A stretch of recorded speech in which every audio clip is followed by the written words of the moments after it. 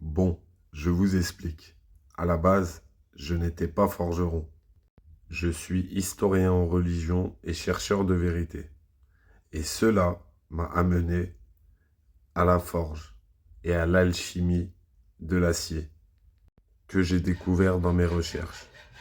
La forge de Damas, car je suis arabe et je compte faire du vrai Damas, pas du damassé. Des chercheurs ont découvert le secret de fabrication de cet acier de Damas, le vrai. Ils y ont découvert des nanotubes de carbone qui n'ont rien à faire dedans, qui viennent d'être découverts en 1991. Ils agissent sur la lame comme une scie pour couper à l'échelle atomique. Et on a l'exemple avec le mouchoir de soie flottant dans le vent.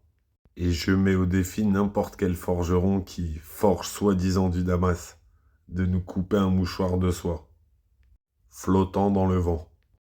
Et pendant les croisades, les Templiers avaient peur de ces épées, car avec des épées toutes fines qu'ils avaient, ils arrivaient à casser leurs grosses épées.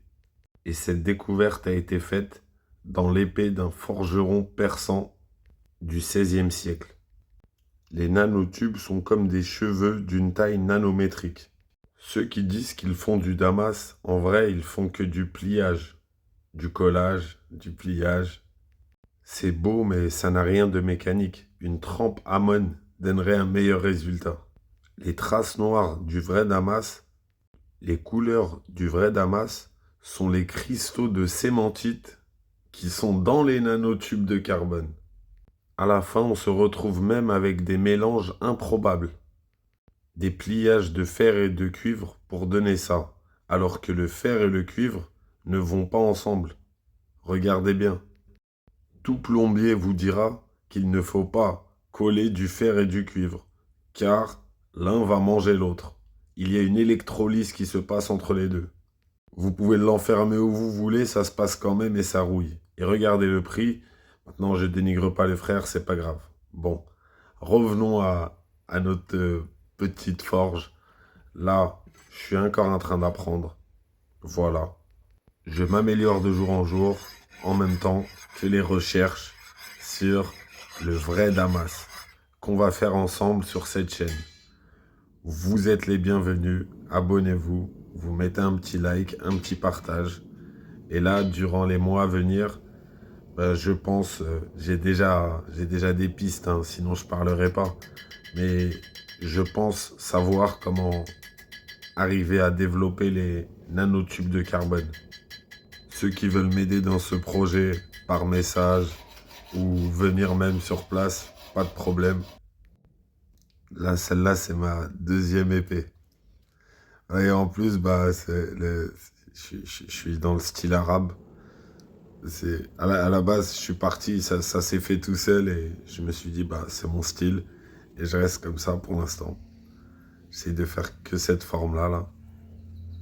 Et je m'améliore, je m'entraîne, je regarde les tutos, les vidéos.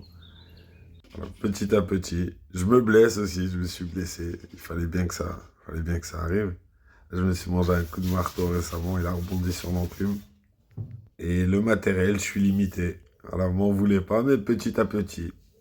L'oiseau fait son nid, et c'est en forgeant qu'on devient forgeron. Alors, on va pas devenir forgeron comme ça. Et là, voilà, c'est ma première épée, ça. Ça, c'est le requin, je l'ai appelé. J'ai mis un requin, puisque la forme même de la lame en haut, elle ressemble à un requin. Le seul truc que j'ai pas fait, c'est le pommeau que j'avais déjà chez moi. Je l'ai trouvé dans mon jardin. Je l'ai mis, c'est une pomme de pin. Et les vis, là, je les ai pas encore mises, mais je vais les mettre dorées.